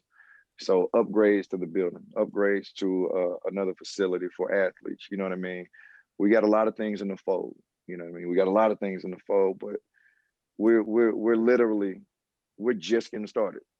Like we feel like we're just getting our feet up under us, or just getting all out the blocks. You know what I'm saying? So as far as like where we're going, man, we're going big, man. Like, and I'll leave it as broad as that. But there's no thought that's too big for us, and we've been, even the mentors that we kind of like let in on what we got going on, what we want, what we're planning to do.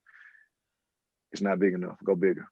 It's not big enough. Go bigger. So, you know, sky's the limit for us.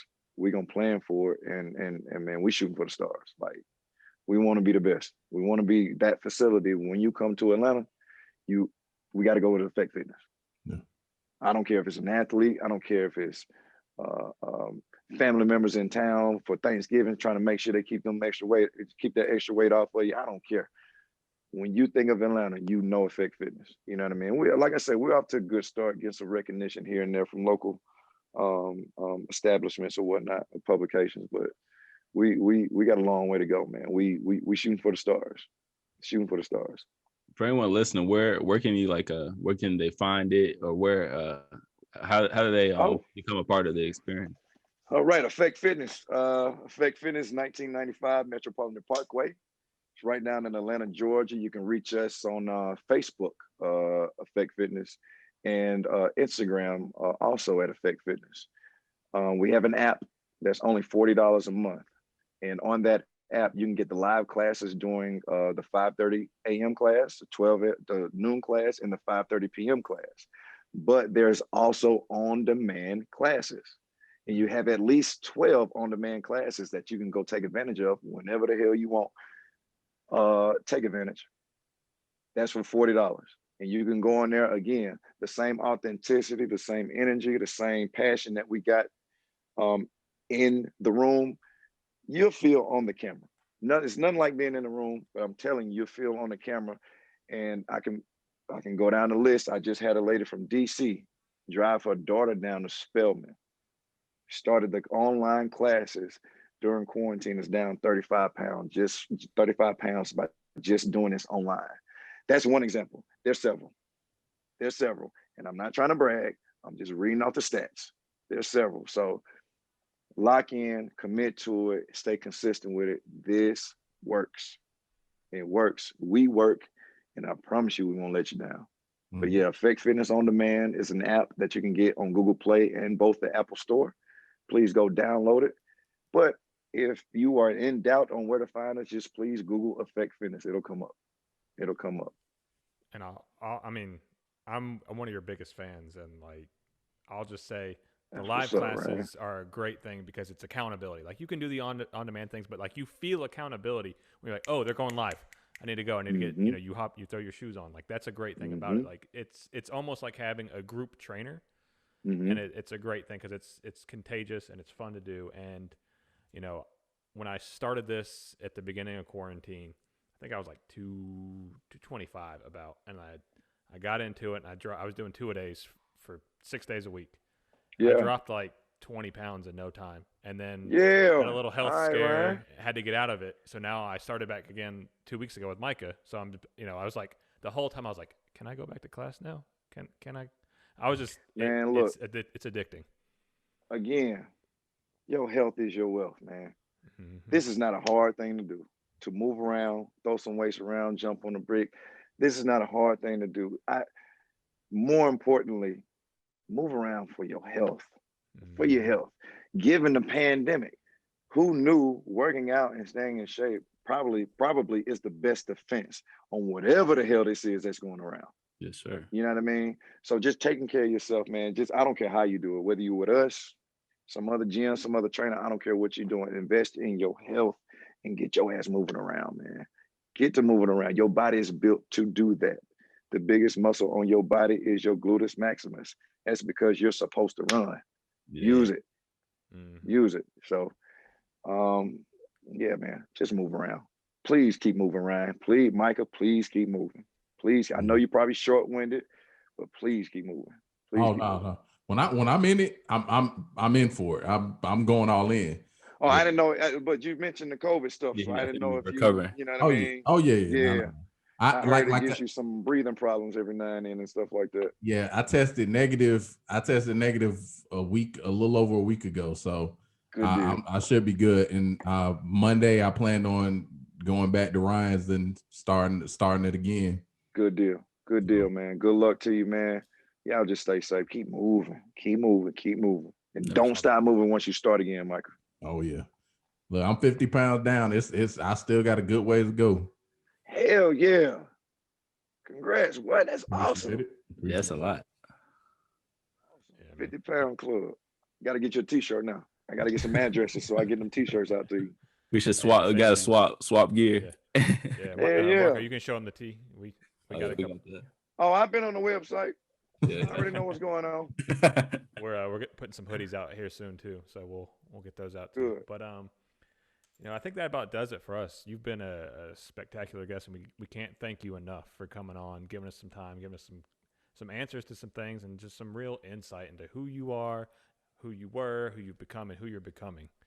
Mm-hmm. So one more question. I got one more question for you. Marco, you love doing this. I mean, I know, man. You're adamant about your baseball fanship. So I just want to know, how you feel about the Braves. First of all, us, blowing that little lead, and then how do you think we're gonna fare this season? Which lead you talking about? Which one? You talking about the last one? Yeah, the 3-1. Or you talking about to the Dodgers? Okay. I'm not mad at that. Okay. Because we were not supposed to be up 3-1. Okay. It was, of course, it was the Atlanta letdown or Atlanta curse or whatever, but I thought I'd never felt confident about that series. Right. The series I'm more frustrated about is that Cardinal series the year before. Yeah. And me and my partner went to that game and they scored them 10 damn runs in the first inning. You have no idea how mad I was that day. You have no idea. So the Dodgers and then the Dodgers are my mom's favorite team. So It was like, all right, if I'm gonna lose to somebody, I lose to my mom. It's still mad. Bittersweet. But that St. Louis game the year before, livid. Mm-hmm. Livid, because I just knew, all right, this team can make a run. Momentum and everything. And then we literally got to our seats. It was 5-0. God. And my best friend, he's not the best friend at the time, but my guy at the time who was with me, one of my best friends is a huge Mets fan. This motherfucker's just laughing the whole time. So I'm like, and he's a real New York fan too. So he's not going to be compassionate about it. And I think he made and I kept saying, and I quote, 10 effing runs. And of course I didn't say effing. He put it on our cup, the souvenir cup.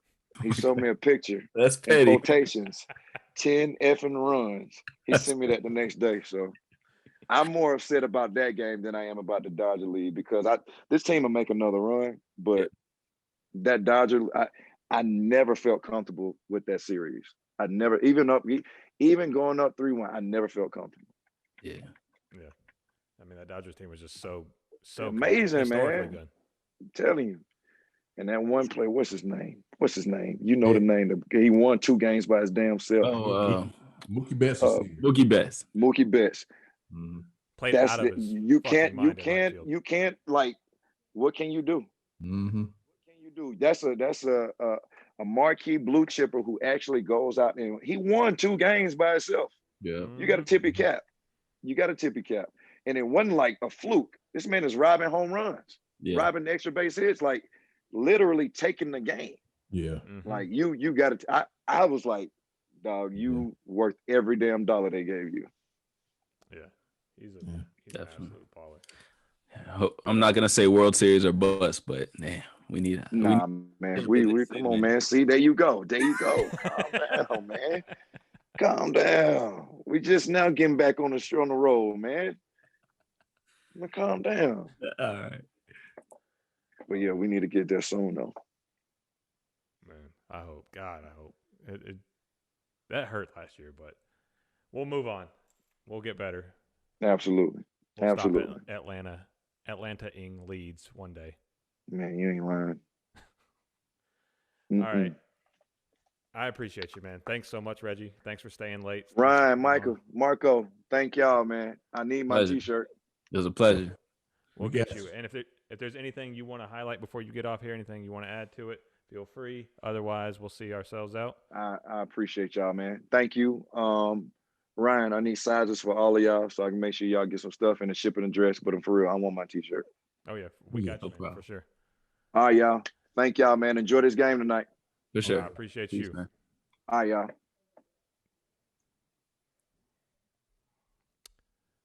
All right, y'all. Thank y'all for listening. Thanks for tuning in. Once again, we are Fish and Grits, the podcast. I'm Ryan.